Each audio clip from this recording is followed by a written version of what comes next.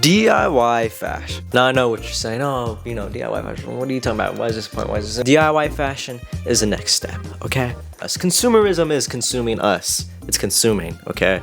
We're being consumed, okay? We're being swallowed, okay?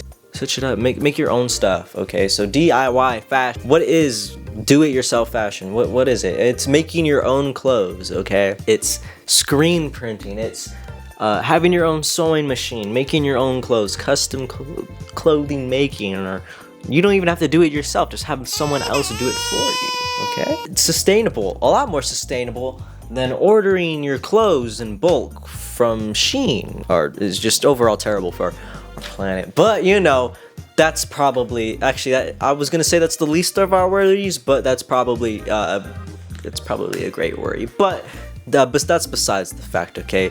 DIY fashion, it dates back, okay? I know just is this new? No, it's not new, okay? It's been a thing, making your own clothes, okay? It's been a while, it's been around for a while, okay? But the concept of making your own clothes obviously dates back, you know, the prehistoric era, because you know they had to make their own clothes. We had to start somewhere, okay? Before there were factories, we were making our own clothes. I know, crazy, right?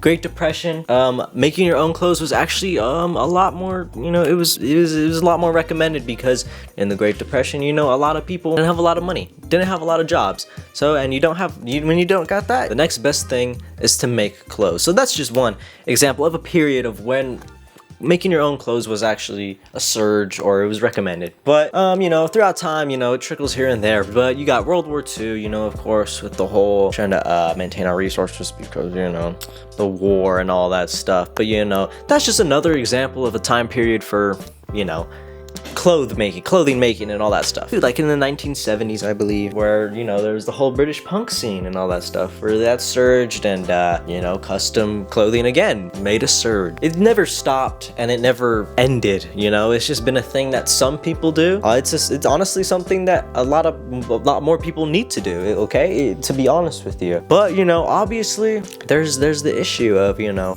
you gotta know a person, either that or you gotta have the skill, okay, or maybe it's just a money issue. Maybe those $5 shirts from Shein more value for you. It's not gonna last you long, but it's, you know, it'll be there, I guess. You know, that's the true thing.